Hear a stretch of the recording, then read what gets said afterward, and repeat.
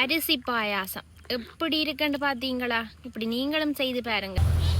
வணக்கம் மக்களே, இன்றைக்கு நாங்கள் பார்க்க போகிறது ஒரு அருமையான சமையல் காணொளி தான். அதில் பாயாச வகைகள் நிறைய இருக்குது. அதில் அரிசி பாயாசம் நான் செய்ய போகிறோம். டெய்லி நீங்கள் வீட்டில் ட்ரை பண்ணி பார்க்கலாம். சேமியா வாங்கணும், சவரிசி வாங்கணும் இல்லை. இந்த பாயாசத்தை ட்ரை பண்ணி பாருங்கள். நாங்கள் 2-3 நாள் ட்ரை பண்ணி நல்ல டேஸ்ட்டாக இருந்தப்போ விதவிதமாக ட்ரை பண்ணி டேஸ்ட்டாக இருந்தப்போ தான் உங்களுக்கு இந்த பாயாசத்தை செய்து காட்டலாம்னு வந்திருக்கிறேன். ஃபர்ஸ்ட் டைம் என்னோடய சேனலை நீங்கள் பார்க்குறீங்கன்னா மறக்காமல் சப்ஸ்கிரைப் பண்ணுங்கள். நிறைய பேர் சப்ஸ்கிரைப் பண்ணாமல் பார்க்குறீங்க. வாங்க வீடியோக்குள்ளே போகலாம். இயற்கையான முறையில் தான் இந்த பாயாசத்தை நாங்கள் ரெடி பண்ண போகிறோம். இங்கே பாருங்க எப்படி இப்படியே பந்தல் போட்ட மாதிரி இந்த மாமரம் வளர்ந்து நிற்குது, கட்டை மரம். அதுக்கு கீழே தான் நாங்கள் பாயாசம் ரெடி பண்ணுறதுக்காக சட்டி வச்சுருக்குது. சூடு வரட்டும், கச்சாம்பு இருக்கணும், ஏலக்காய் இருக்கணும். பக்கத்துலேயே நெய் போத்தில் வச்சுருக்கிறேன்னா நெய் உருகிறதுக்காக வச்சுருக்கிறேன். இப்போ நாங்கள் கச்சானை போட போகிறோம். கச்சானை போட்டு வரப்போம். சட்டி நல்லா சூட வச்சு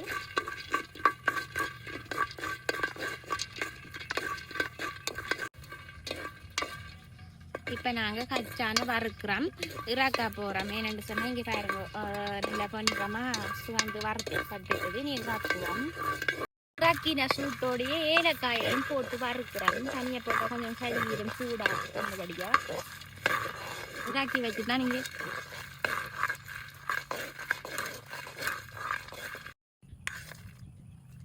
இறாக்கி கசக்கி எடுக்கணும் தோல்கள் எல்லாத்தையும். இப்போ நாங்கள் நெய் விட போகிறோம். நெய் விட்ட பிறகு நாங்கள் பால் பொன்னி அரிசி எடுத்து வச்சிருக்கிறோம். இந்த பால் பொன்னி அரிசியை இந்த நெய்யுக்குள்ள கொட்டி வறுக்க போகிறோம்.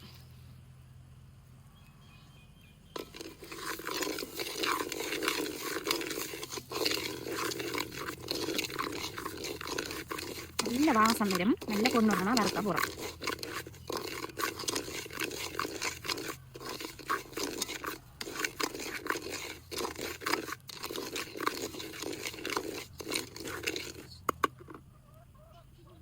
கைவிடாமல் வறுக்கணும். ஏனெண்டா பொன்னிறமாக வறுக்க போகிறோம்.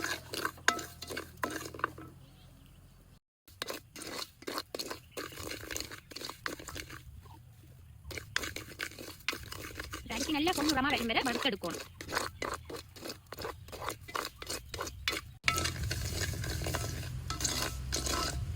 இங்கே பாருங்க எவ்வளவு பொன்னிறமாக வறுபட்டுருக்குன்னு சொல்லி.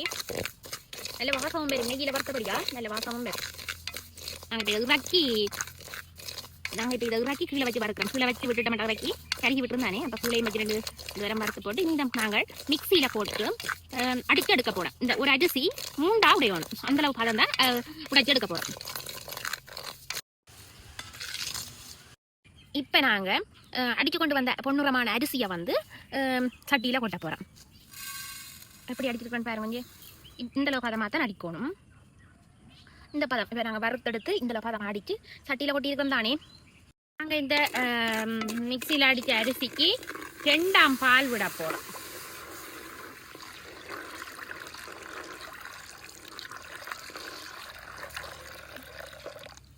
ரெண்டாம் பால் விட்டுருக்குறோம்.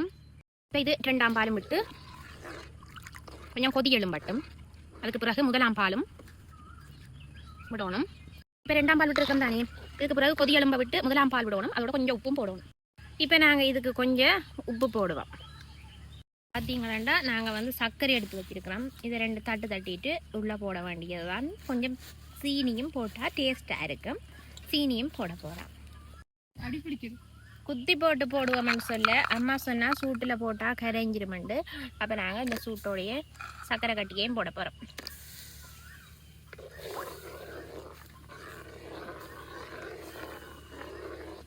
நல்ல சர்க்கரை அதால் போடலாம். நம்ம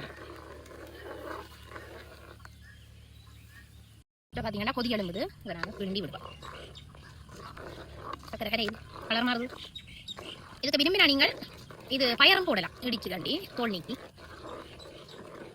அது பாசிப்பயிறு பாயாசமாக போயிடும். தனியாக அரிசி என்றபடியாக ஓகே. குழா பக்கம் ஒரே சத்தமாக இருக்கு. ஏன்னாடா வெயிலுக்கு நிறைய பேர் குளிக்க பாக்ஸ் எல்லாம் போட்டு பாட்டெல்லாம் போட்டு ஒரே சத்தமாக கிடக்கு. கொதி எலும்புது பார்த்தீங்களா?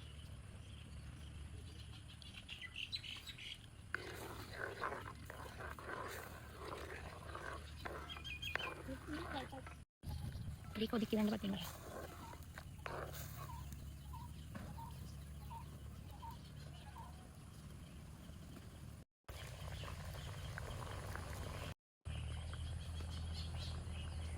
இப்படி கரண்டியில் எடுத்து பார்த்தீங்கன்னா இங்கே அந்த சவ்வரிசி மாதிரி அந்த பொரிஞ்ச அரிசி வந்து ஊதி இருக்குங்க. இப்படி சவ்வரிசி மாதிரி சில கொஞ்சம் அடிபடாமல் கொஞ்சம் பெருசாக இருக்கிறது தான் ஊதியில் இன்னும் மற்றதெல்லாம் அந்த சவ்வரிசி மாதிரி இங்கே ஊதி போயிருக்கும். அதெல்லாம் கொதிச்சு அவிஞ்சிட்டு சொன்னால் சவ்வரிசி மாதிரி நல்ல சாஃப்டாக ஊதி போன மாதிரி வந்திருக்கும்.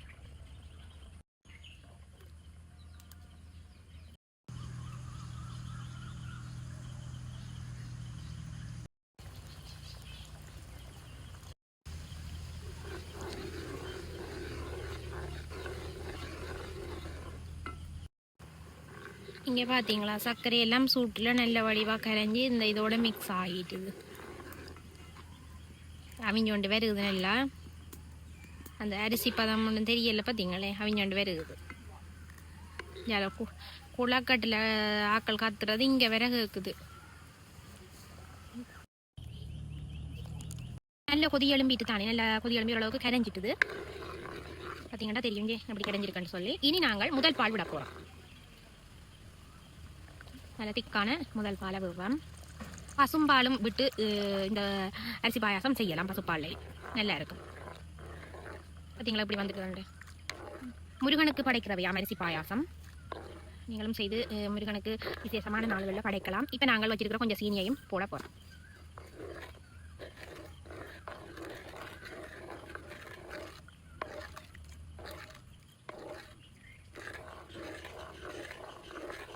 விடாமல் கொஞ்சம் கட்டி விட்டு இதண்ட விடாமல் கொஞ்சம் கிளக்கி கொண்டே இருக்கணும். ஏன்னா சக்கரை சீனி எல்லாம் போட்டுட்டோம் தானே.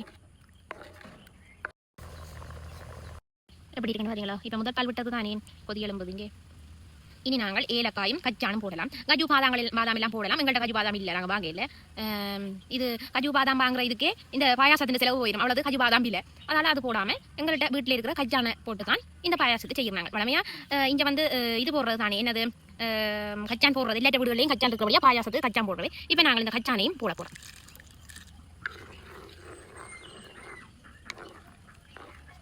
எப்படி இருக்குன்னு பார்த்தீங்களா? பாயாசம் மாதிரியே வந்துட்டுது. சக்கரை போட்டபடியாக நல்ல கலராக இருக்குது.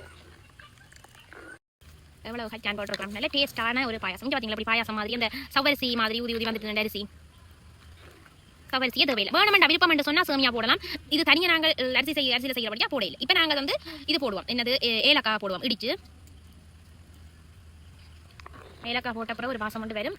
அந்த மாதிரி தான் இருக்கு பார்த்தீங்களா? பாயாசம் ரெடி. ஹமக்குது. முருகனுக்கு பிடிச்ச அரிசி பாயாசமா. நீங்களும் வீட்டில் ட்ரை பண்ணி பாருங்க. மறக்காம என்னோட சேனலை ஃபர்ஸ்ட் டைம் பார்க்குறீங்கன்னா சப்ஸ்கிரைப் பண்ணுங்க. நிறைய பேர் சப்ஸ்கிரைப் பண்ணாமல் பார்க்குறீங்க. இப்போ பாயாசம் ரெடி ஆயிட்டு கொதிக்குது பார்த்தீங்களோ? இங்கே பார்த்தீங்களா?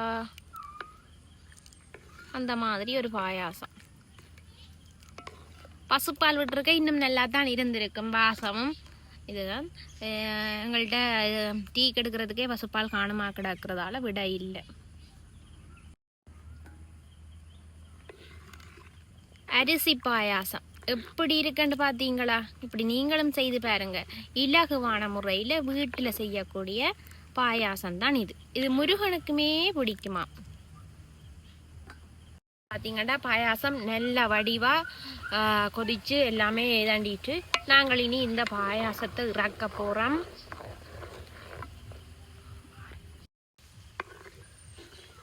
இப்போ நாங்கள் பாயாசத்தை இறக்குவோம். நல்ல வாசமாக இருக்குது, வத்தி கொண்டு போகுது.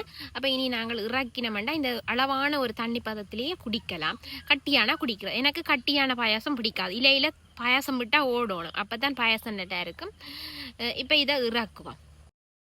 இப்போ நான் பாயாசம் விட போகிறேன்.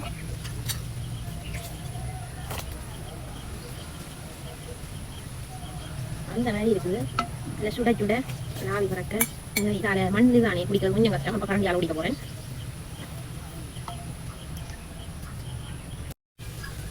இப்போ நான் பாயாசம் மட்டும் நான் தானே குடிப்பேன். கொஞ்சம் சூடாக இருந்தது.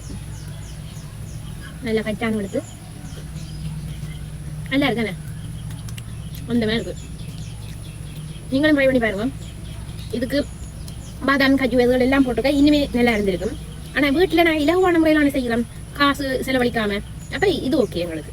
எங்களோட வீட்டு கச்சான், எங்களோட வீட்டு அரிசி அப்படிங்கிற மாதிரி செய்யலாம். ஆனால் நாங்கள் இந்த அரிசி பால் பொன்னி அரிசி கடையில் வாங்கினாங்க. வெள்ளைப்பச்சி அரிசியிலேயும் செய்தால் நல்லா இருக்கும். பால் பொன்னி அரிசி கொஞ்சம் கிடந்தது, இப்போ அதால செய்தாங்க. எங்களோட விட்டு வெள்ளைப்பச்சியும் இருக்குது, அதுலேயும் ஒரு செய்து காட்டுறேன். இது நான் கருப்பு கவுனி அரிசியில் ஒரு செய்து பார்ப்போம், நல்லா இருக்கும்.